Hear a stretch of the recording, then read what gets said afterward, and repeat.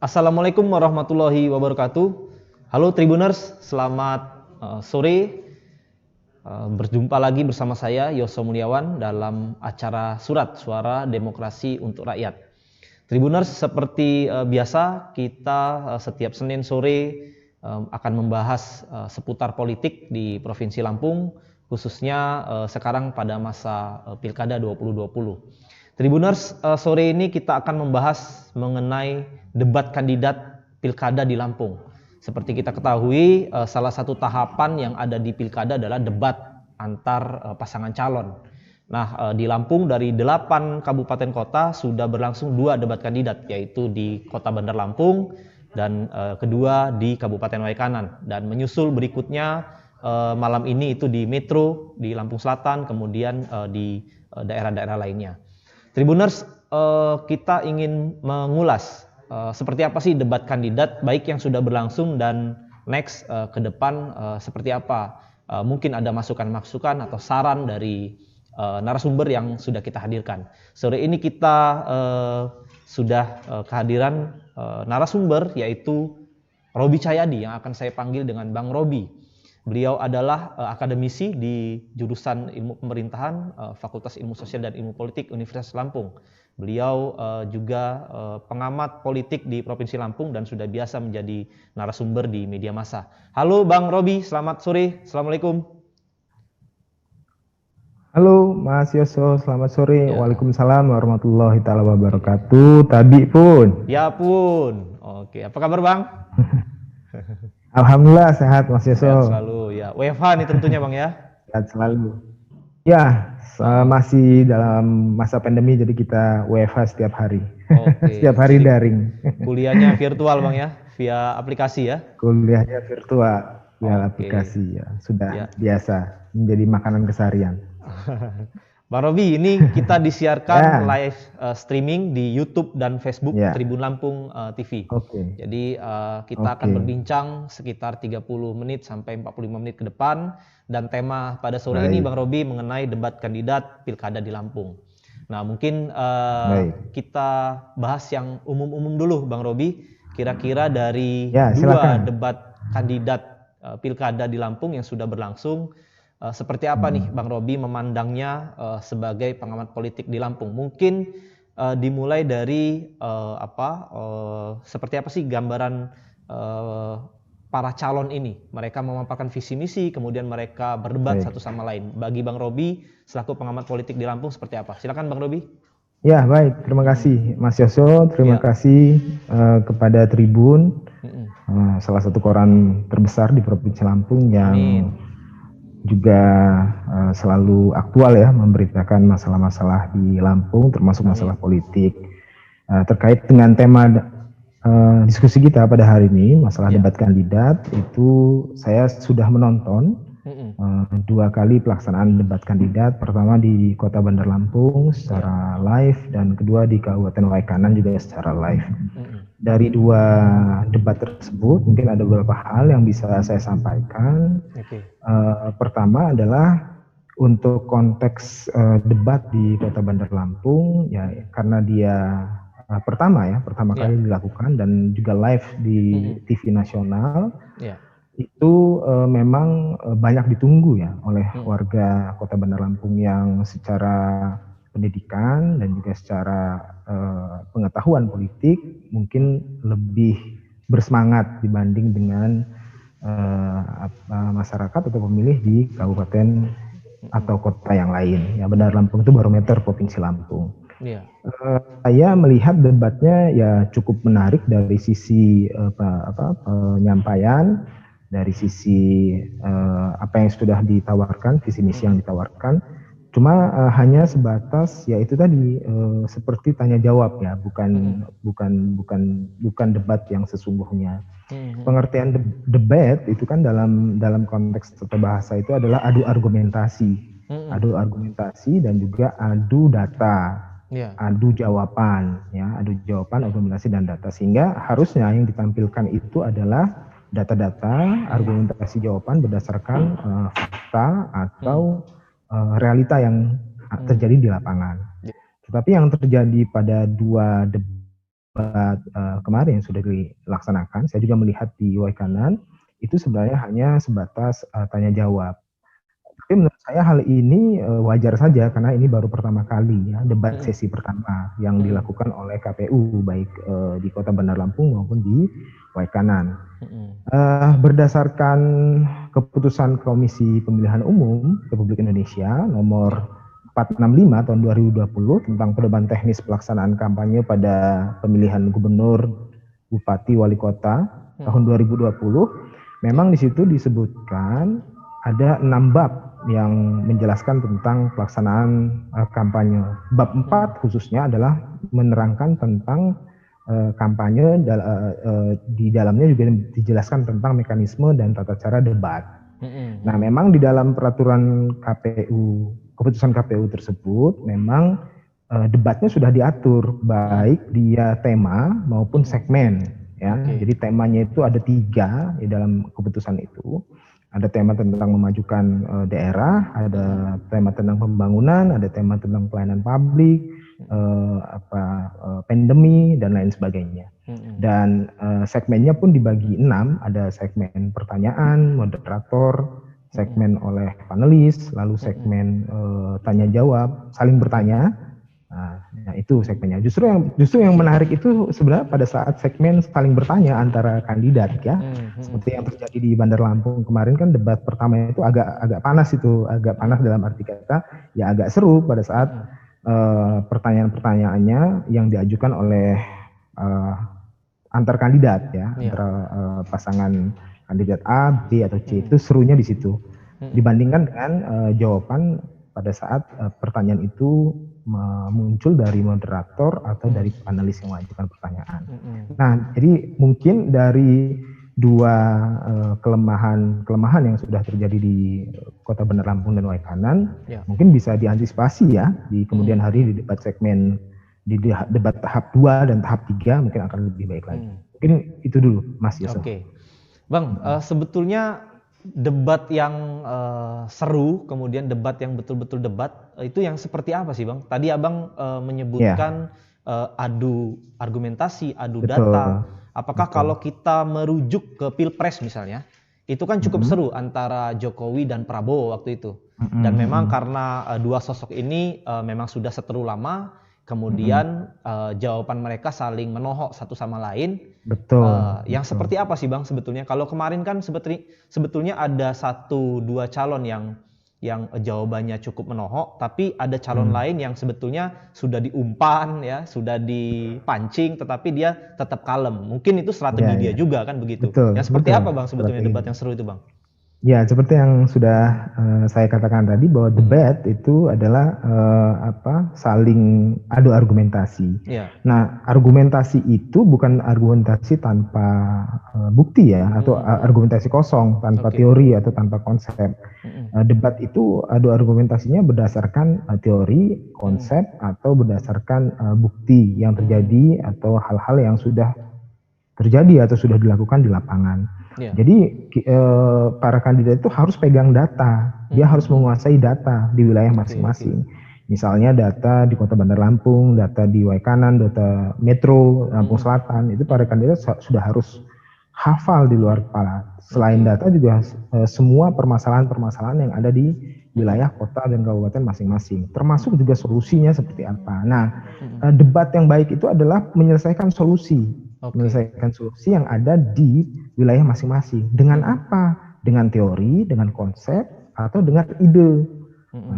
Teori, konsep, ide. Nah, idenya seperti apa? Nah, idenya itu harus yang inovatif, harus yang punya terobosan, atau ide yang solutif.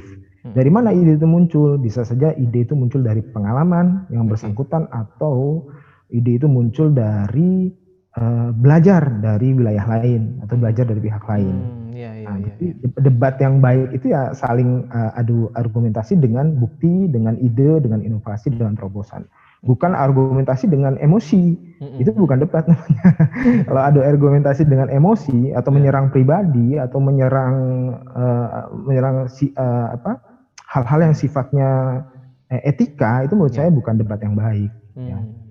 Ya kalau misalnya hanya sebatas perumpamaan tidak masalah, tapi kalau langsung menyerang ke pribadi itu menurut saya tidak menjadi contoh pembelajaran yang baik buat publik, gitu, buat masyarakat, buat pemilih. Oke. Nah, Bang, tadi Abah bilang debat yang menyerang personal lah ya, katakan tidak baik. Tapi Bang, kadang-kadang ini nih yang bikin suasana panas, jadi seru. Tapi itu menurut Abang bukan debat yang baik gitu Bang ya? Tetap bukan debat yang baik ya? Ya, kalau menurut saya kalau menyerang person itu kan secara etika ya tidak baik. Kecuali kalau begini Mas Yoso. Menyerang person itu adalah bagian dari misalnya kebijakan yang sudah pernah diambil oleh masing-masing calon dan itu salah. Jadi yang diserang itu bukan pribadinya, tapi yang diserang adalah kebijakannya. Dan itu justru malah lebih seru menurut saya. Iya, betul. Jadi bukan menyerang person itu yang saya maksud adalah pribadi itu misalnya fisik, ya keyakinan, atau penampilan, atau hal-hal yang sifatnya pribadi, misalnya keluarga atau apapun itu. Tidak, tapi yang lebih diserang adalah apa yang sudah dia lakukan dalam konteks kebijakan atau apa yang sudah pernah dia lakukan dalam konteks kegiatan program di wilayah kerja masing-masing. Nah itu mungkin lebih seru. Dan memang harusnya para panelis atau yang membuat soal itu lebih banyak mengelaborasi data atau lebih banyak menampilkan sisi-sisi yang tidak tersentuh oleh oleh para calon. Misalnya ada sebuah permasalahan menarik yang tidak terlihat oleh para calon, yang dilihat oleh panelis atau yang dilihat oleh para moderator atau pembuat soal dan lain sebagainya itu namanya. Nah itu yang harusnya ditonjolkan, sisi-sisi yang sifatnya khas gitu di daerah masing-masing. Kan begini Bang, di Lampung ini cukup sering terjadi lah antara kepala daerah dan wakilnya itu di pertengahan jalan, di pemerintahannya itu tidak akur lah kira-kira begitu. Nah kemudian misalkan ketika debat kandidat, kemudian masing-masing lah entah kepala daerahnya, entah wakilnya itu kemudian mempersoalkan ketidakakuran mereka, misalnya dalam tanda kutip ketidakakuran mereka di debat kandidat itu dengan mengaitkan misalkan persoalan apa seperti itu. Dan itu kan tidak melibatkan atau melibatkan wakil, itu kan juga sebuah kebijakan. Nah, ketika itu dipertanyakan atau disinggung di debat, itu sebetulnya masuk kategori menyerang personal atau tidak Bang kira-kira? Dan itu apakah lumrah sebetulnya di dalam debat kandidat? Ya, kalau menurut saya itu karena yang diserang itu adalah jabatan ya, bukan person ya. Artinya jabatan yang dia sandang, apakah itu wakil atau bupati dan kegiatan yang terkait dengan jabatan tersebut, misalnya kebijakan atau program dan lain sebagainya, menurut saya tidak masalah. Tidak masalah. Seperti yang saya katakan tadi itu asal dia tidak menyerang person itu diri pribadi dia, nama pribadi dia, atau fisik atau kepercayaan, atau keyakinan atau keluarga dan lain sebagainya, itu nggak masalah. Kalau masih terkait dengan ruang lingkup pekerjaan dan jabatan yang diemban, ya silahkan saja, ya gitu. Kan itu sebagai salah satu bentuk dari pertanggungjawaban kepada publik atas kinerja yang dilakukan. Karena kadang-kadang ini juga Bang yang bikin seru kan? Betul, baik itu kepala daerah maupun wakil kepala daerah. Nah, ya silahkan saja, ya harus salah kalau. Nah, kemudian begini Bang. Kemarin ada yang terasa kurang, yaitu adalah sorak-sorai dari pendukung. Kalau kita ingat pilkada-pilkada sebelum pandemi, itu ketika si calonnya bertanya, kemudian pertanyaannya menohok, pendukungnya biasanya akan bersorak. Kemudian ketika dijawab oleh si calon B misalnya, jawabannya juga cukup menohok, itu juga akan terdengar sorak-sorak. Dan itu bikin seru, bikin tambah seru. Nah, sementara di pandemi kemarin, itu ada aturan di dalam arena debat tidak boleh ada pendukung, itu sangat terbatas sekali. Nah, sehingga itu kemudian seperti kehilangan ruh debatnya itu karena tidak ada sorak-sorai. Gimana Bang menurut pendapat Abang? Ya, saya setuju dengan apa yang sudah disampaikan Mas Yoso. Nah, makanya saya menyarankan untuk pelaksanaan debat tahap kedua dan tahap ketiga itu bisa disaksikan secara live ya. Artinya live itu para pemilih, para pendukung itu bisa menonton ya, dan suaranya bisa keluar gitu dan diberi sound system seperti saya misalkan seperti pada saat pertandingan sepak bola saat ini di negara-negara Eropa, di Inggris, Jerman dan lain sebagainya tidak ada penonton, tapi suara dukungan penonton itu tetap ada itu terdengar, Bang ya? tetap ada. Surat dukungan itu terdengar pada saat kita menonton live. Jadi artinya mereka disediakan satu tempat atau satu space secara live untuk mendukung tim kesayangan mereka. Dan gemuruh suaranya muncul dimaksimalkan. Di live-nya itu Bang ya? Betul, di live itu dimaksimalkan. Nah, menurut saya ini bisa saja dicoba oleh KPU sebagai penyelenggara agar membuat suasana lebih meriah gitu ya. Nggak apa-apa, atau memang dibuat sound seolah-olah pada saat mereka sudah menjawab itu diberi sound tepuk tangan atau diberi tambahan suara gemuruh gitu supaya tidak datar. Entah itu langsung atau direkayasa gitu Bang ya, tepuk tangannya. Ya, siapkan saja apakah itu langsung atau mungkin ada sound yang memang sudah disiapkan sebelumnya. Ya, kalau kita nonton sepak bola sekarang kan nggak ada penonton tapi tetap ada. Tetap ruhnya ada, ya, suaranya ada itu. Karena mereka bisa menonton secara live. Menurut saya itu. Bang. Kembali ke debat tadi. Ini fungsi panelis nih Bang sekarang Bang. Kalau yang saya lihat tadi, di debat debat sebelumnya, atau mungkin nanti juga begitu, kita nggak tahu. Panelis itu seolah hanya bertanya, mempertanyakan visi misinya, kemudian mau melakukan apa, kemudian dijawab. Jadi esensi debatnya sebetulnya nggak ada juga kalau dengan panelis. Itu kan dan bahkan itu di sesi awal kan, pemaparan visi misi, pendalaman visi misi. Baru debatnya kerasa antar calon. Apakah sebaiknya nggak dimulai dari panelis nih Bang, debatnya itu Bang? Misalkan panelis bertanya, kemudian dijawab, panelis mendebat lagi, calon kemudian menjawab lagi. Sepertinya belum ada yang seperti itu Bang. Oh ya, di dalam yang seperti yang saya sebutkan tadi di dalam keputusan KPU RI tahun 2020 itu tentang pedoman teknisnya memang panelis itu tidak ditampilkan di dalam debat secara live. Jadi dia karena sekarang di masa pandemi ini maksimal 30 orang di ruangan, jadi hanya ada pasangan calon, lalu ada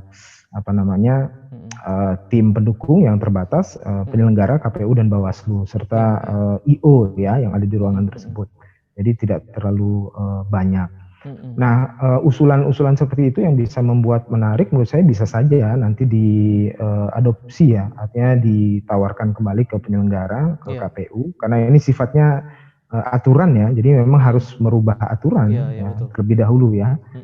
Kalau memang bisa ya silahkan, kalau bisa lebih baik.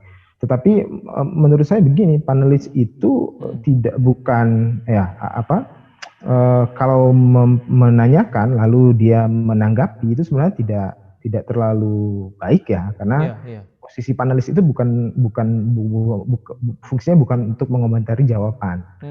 Karena posisi panelis itu adalah mempertanyakan, bisa dia visi misi, menelaah apa yang sudah dia lakukan, atau mungkin bisa memberikan solusi. Nah, kalau memberikan solusi boleh, tapi kalau mengcounter jawaban itu menurut saya tidak pada tempatnya. Kalau memberikan solusi sesuai dengan bidang keilmuannya, misalnya ekonomi, hukum, pemerintahan, atau pertanian, ya silahkan. Justru malah sangat diharapkan solusi itu. Tapi kalau untuk mengcounter menurut saya tidak pada tempatnya. Bukan fungsi panelis. Karena kan panelis di sini adalah orang-orang yang memang terpilih karena bidang keahliannya masing-masing, sehingga dirasa bisa mengelaborasi permasalahan-permasalahan yang ada di daerah-daerah tersebut. Jadi ya itulah fungsi panelis menurut pendapat saya, yang mengelaborasi visi misi dan program-program para kandidat. Baik Bang, dari debat kandidat yang sudah ada, rata-rata soal kesejahteraan masyarakat, kemudian soal perekonomian. Abang sendiri memandang seperti apa nih Bang dari yang kemarin sudah dipaparkan oleh para calon? Ya, sebenarnya karena sudah sering ya debat kandidat ini, sudah dari beberapa tahun yang lalu kan sudah sering kita mengadakan pilkada langsung dan debat kandidat. Jadi sebenarnya visi misinya menurut saya hampir sama lah ya, rata-rata hampir sama. Dan prioritas-prioritas yang ditawarkan juga misinya juga sama, tidak jauh dari pembangunan infrastruktur, pembangunan ekonomi, kesehatan gratis, pendidikan gratis, termasuk juga pembangunan UMKM dan lain sebagainya. Jadi mungkin menurut saya sama ya, bisa dikatakan sama. Nah, yang tidak terlihat menurut saya adalah bagaimana para kandidat itu atau para calon pemimpin itu menawarkan sesuatu yang baru di daerahnya.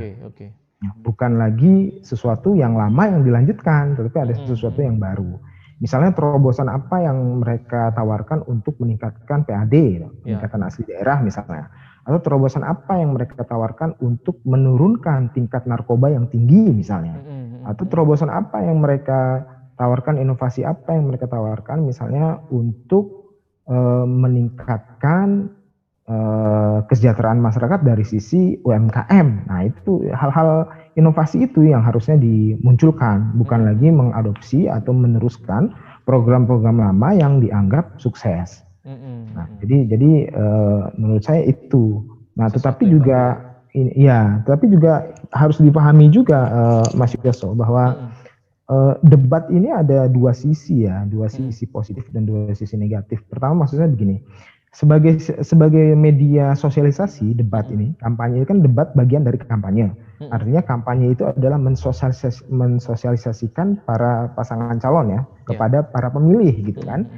Nah, sosialisasi ini menurut saya adalah sosialisasi yang punya dua sisi. Pertama dia sukses, kedua dia tidak sukses. Nah, bagaimana debat ini sukses? Debat ini sukses adalah tentu saja bila dia ditonton oleh banyak warga di daerah tersebut. Nah, pertanyaan saya sebenarnya adalah berapa banyak yang menonton debat? Misalnya di Bandar Lampung, kalau dia Bandar Lampung ini kan di TV nasional, kalau nggak salah kemarin Indosiar ya. Di mungkin, TVRI Bang, kalau iya TVRI ya, TVRI dan Indosiar, di TVRI. Mungkin yang menonton banyak kalau disiarkan di TV nasional, tetapi yang warga Bandar Lampung berapa yang nonton? Itu kan seperti itu. Nah, dan apakah mereka menonton sampai selesai? Nah, terus yang kedua, kalau kita berkaca di debat Waikanan kemarin, karena saya menonton secara live ya langsung, di awal-awal itu yang menonton live streaming itu ada sekitar 1.000. Lalu turun jadi 900, turun jadi 800, turun jadi 700, dan di akhir itu turun jadi 600 yang menonton. Sedangkan DPT Waikanan itu ada 368.000.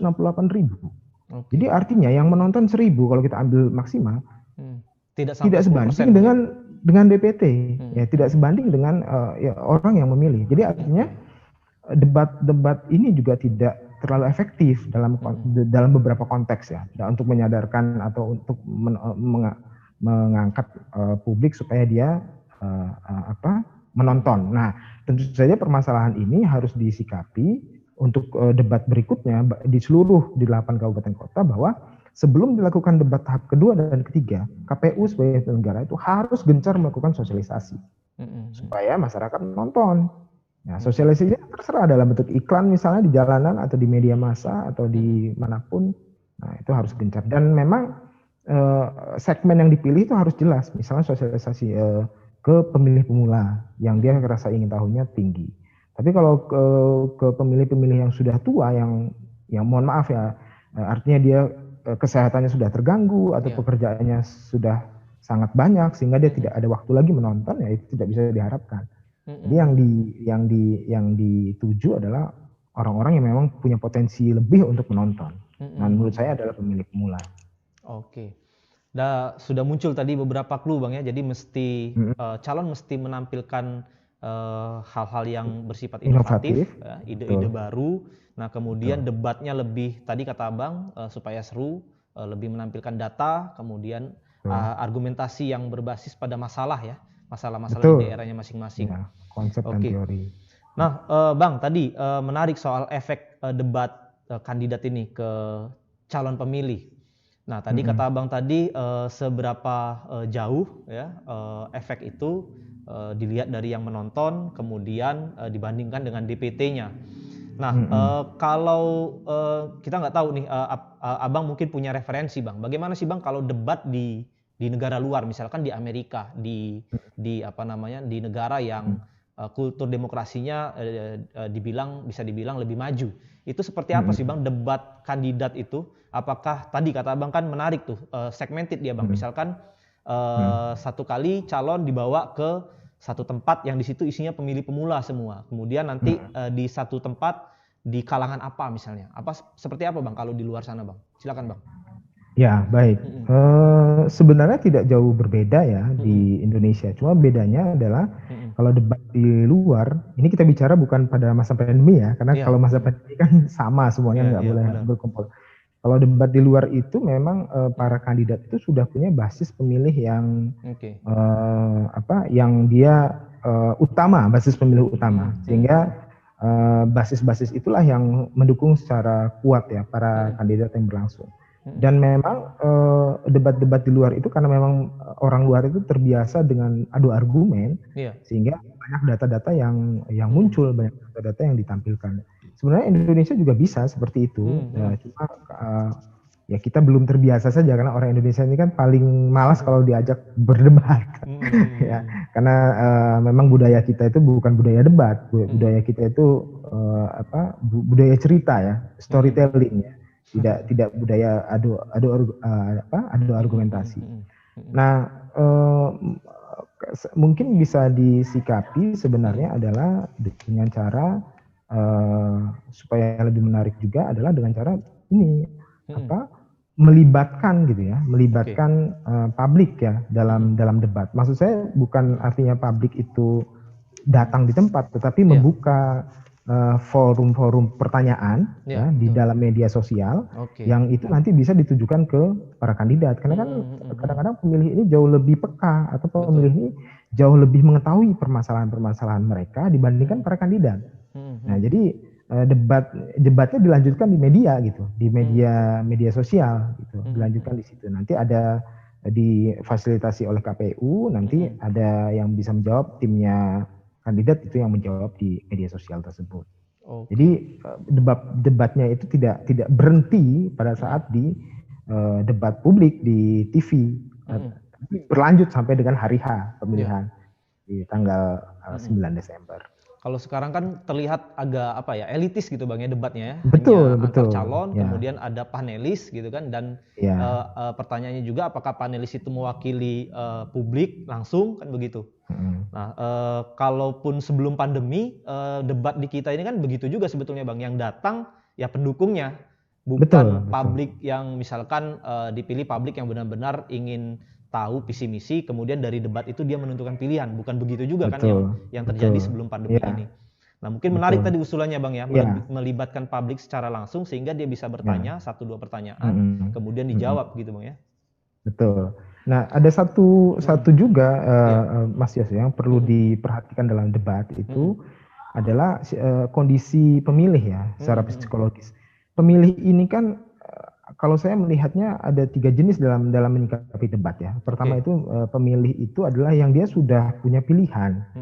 Jadi artinya siapapun, sebagus apapun debatnya para kandidat ya, nggak mengaruh ya debatnya, tapi kalau dia sudah punya pilihan dari awal, dia sudah memilih A atau sudah memilih B, pada saat pilihan dia itu misalnya gagal dalam berdebat, tidak akan mempengaruhi pilihan dia. Itu yang pertama. Terus yang kedua adalah pemilih yang dia masih ragu-ragu dalam menentukan pilihan. Ya, artinya dia memang mendasarkan pilihannya dengan melihat perform dari debat.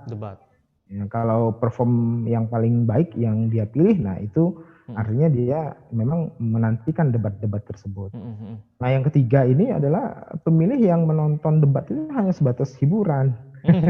Ya itu tadi, pemilih yang menonton sebatas hiburan itu mereka menunggu nih momen mana nih, kapan berantemnya nih, yang momen apa nih yang serunya di mana nih, kapan nih dia ngomongnya kepleset misalnya, salah mengucapkan kata, atau mungkin dia terjatuh di podium, atau mungkin dia emosi marah di podium. Nah, pemilih-pemilih ini sebenarnya pemilih yang hanya berharapkan hiburan, seperti nonton sinetron aja, nonton film gitu. Nanti pada saat ada kejadian yang lucu atau ada kejadian yang bisa digosipkan, nah itu yang mereka akan bahas besok harinya. Netizen itu Bang ya. Ya, netizen lah. Nah Bang, kata Abang tadi Bang, kandidat ini kan ingin meyakinkan sebetulnya. Kalau misalkan tadi Abang mengklaster ada tiga penonton itu meyakinkan pemilih yang ragu-ragu tadi. Nah, untuk itu kan maka kandidat mesti pintar juga dia, berargumen, berdebat, katakanlah dia public speaking-nya bagus lah, kira-kira gitu. Betul. Tapi kan gini Bang, ada orang itu yang mungkin dia cerdas, dia punya data banyak, argumentasinya mungkin kuat, tetapi dia public speaking-nya kurang baik nih. Betul. Ada calon yang public speaking-nya bagus banget, retorika, dia berkelit dan lain sebagainya, padahal sebetulnya kosong. Nah ini gimana sih Bang kalau dari sisi performa di debat dia Bang? Ya. Jadi ini menarik pertanyaan Mas Yoso ya. Jadi saya ingat ada sebuah teori dalam politik yang disebut sebagai political branding atau marketing politik.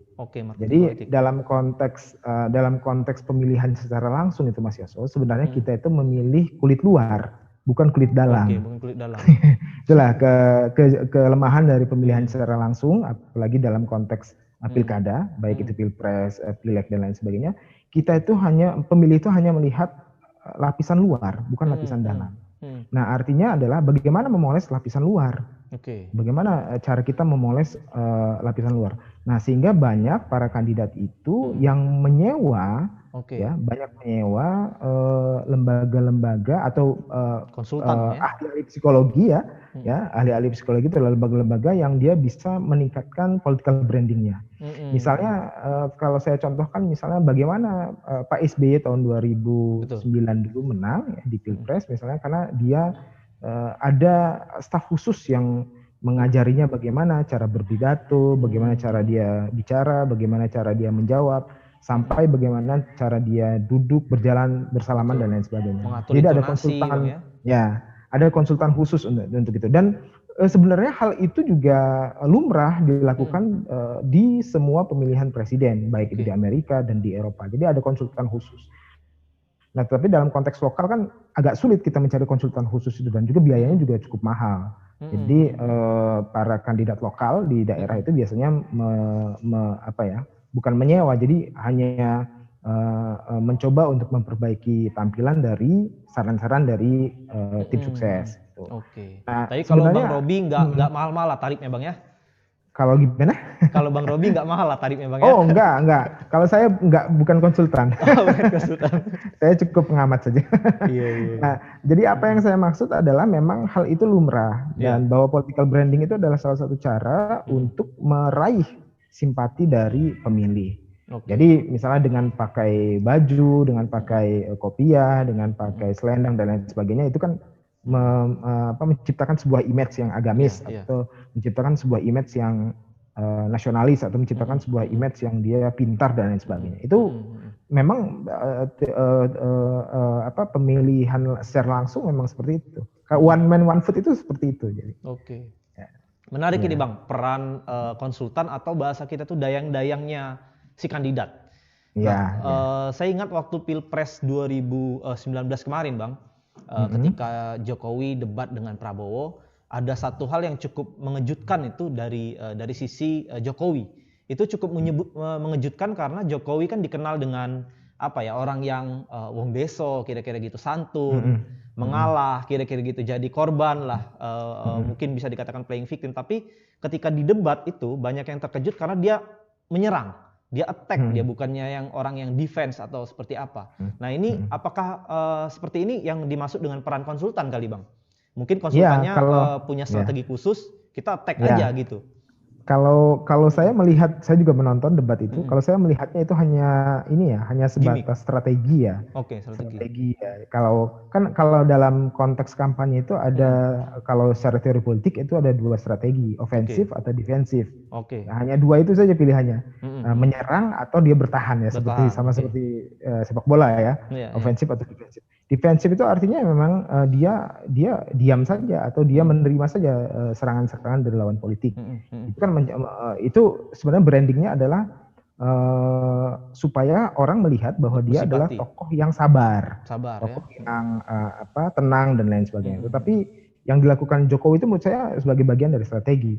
Dia ingin keluar dari zona nyamannya sebagai tokoh yang sabar ya, tokoh yang tenang. Aja, dia gitu, menunjukkan dia menunjukkan sisi ofensifnya. Saya bisa kok menyerang gitu. Bisa tegas gitu Bang. Juga ada. Ya itu nanti bisa kita lihat ya bagaimana perbedaan kandidat di 8 kabupaten kota pada saat debat tahap 1, tahap 2, dan tahap 3. Apakah mereka defense ataukah mereka offense. Itu mudah-mudahan para tim sukses para kandidat menonton kita pada sore hari ini sehingga mereka bisa masukkan strateginya. Oh ya, besok kita offense saja deh. Besoknya kita defense. Benar. Karena kalau kita lihat Pilkada Bandar Lampung kemarin, Bang, cukup kaget juga. Kita pikir akan seru karena masing-masing calon ini kan karakternya cukup ofensif ya. Betul. Tapi ada satu kandidat yang defense ya. Betul. Yusuf Kohar yang cukup meledak-ledak. Kemudian Rico Menoza juga yang kita tahu bukan orang yang diam-diam saja gitu, tapi kita nggak tahu apakah kemarin strateginya seperti itu. Tapi kalau seperti Rico kan dia menyentil, menohok juga. Kemudian Eva yang meledak tapi nahan, seperti nggak yang meledak-ledak banget. Apalagi Yusuf Kohar yang betul-betul kalem gitu kan, gitu. Ya mungkin bagian dari tadi Bang ya, strategi politik strategi tadi ya dalam berdebat. Ya. Oke. Nah ini ke depan ada beberapa debat lagi Bang. Ada Metro, Lampung Selatan, ya. Kemudian masih ada Lampung Tengah, Pesawaran, Pesisir Barat. Kemudian masih ada lagi di Lampung Timur. Nah kita tahu di Lampung Tengah lah katakan. Lampung Tengah itu kan Nesi Mustafa mencalonkan diri. Kita tahu Nesi Mustafa itu istrinya Mustafa yang tertangkap karena kasus korupsi ya. Kemudian ada Lukman wakilnya maju. Kemudian di situ ada sosok Musa Ahmad yang sebelumnya kalah gitu. Kemudian di Metro juga ada Ana Morinda, calon perempuan. Kemudian ada calon dari PKS dan Nasdem yaitu Mufti Salim. Kemudian ada Ampian. Kemudian ada calon independen. Dan di tempat lain di Lamsel ada Petahana, Nanang, Tony Eka Chandra dan Hipni. Kira-kira kalau menurut Bang Robi nih, debat ini bakal seperti apa nih Bang? Mungkin yang seru kira-kira di daerah mana nih Bang? Di debat yang sisa. Ya, kalau saya memprediksi, saya meyakini bahwa debat yang seru itu adalah debat dengan kandidat yang paling banyak. Oke. Kandidat-kandidat yang banyak. Jadi artinya yang menurut saya yang akan seru itu ada di Metro. Dengan 4 kandidat ya, satu perseorangan. Lalu di Lampung Tengah ada 3 kandidat. Iya. Ya, sepertinya prediksi saya Metro dan Lampung Tengah yang kandidatnya lebih dari 2 pasangan, 2 pasang kandidat. Saya lebih ingin menonton yang Metro sebenarnya karena di situ satu-satunya calon perseorangan ada di Metro. Ada calon perseorangan Bang ya? Oke. Ya. Apakah punya solusi kan? Solusi atau tidak? Dari partai ya? Ya, penasaran nih di Metro. Bang, ke depan Bang, harapan Abang mungkin untuk Tribuners di rumah dimanapun Anda berada yang menonton kita, mungkin Abang punya pesan-pesan kepada masyarakat mungkin yang akan menonton debat atau mungkin punya harapan Abang juga. Ya, baik. Ya, terima kasih Mas Yoso. Ya, ini saran atau misalnya bukan saran ya, harapan ya, mungkin harapan pada para Tribuners itu kan saya yakin bahwa Tribuners ini sebagian besar itu pemilih pemula ya. Iya. Pemilih pemula tentu saja sangat akrab sekali dengan yang namanya media sosial. Yeah. Nah, silahkan saya mengajak para Tribuners untuk memperbincangkan ya permasalahan-permasalahan di daerahnya masing-masing, baik dia di kota atau di kabupaten lain, memperbincangkan di media sosial. Tetapi perbincangannya bukan bergosip, itu perbincangannya adalah perbincangan yang sifatnya mencari solusi atau membangun. Ya, jadi misalnya ada masalah-masalah di daerah masing-masing yang tidak terpantau oleh tim sukses atau tidak terpantau oleh para kandidat, itu silakan disampaikan di media sosial. Itu adalah bagian dari agent of change, agen perubahan masyarakat ya. Tidak semua kandidat itu kan paham akan masalah yang ada di ranah wilayah mereka masing-masing. Nah, justru masukan-masukan dari para Tribuners inilah yang bisa membantu. Menurut saya itu Mas Yusuf. Ya. Kemudian terakhir mungkin untuk ke calon-calonnya nih Bang, di debat kandidat yang masih akan berlangsung. Di Bandar Lampung juga masih ada debat kedua dan debat ketiga. Silakan Bang, harapan calonnya Bang. Ya.